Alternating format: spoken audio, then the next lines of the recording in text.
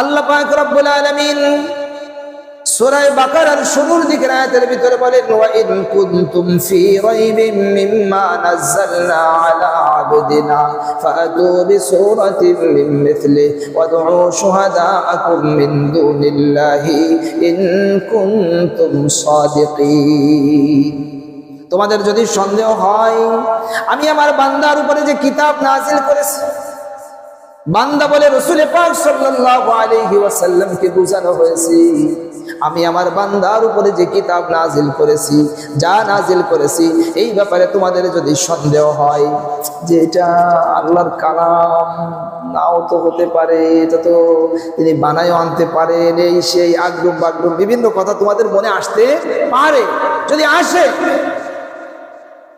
তাহলে তোমরা এই কোরআনের মতন একটা সূরা পারলে বানায় নিয়ে এসো, সবাই মিলে। নাউজুবিল্লাহ বলেন।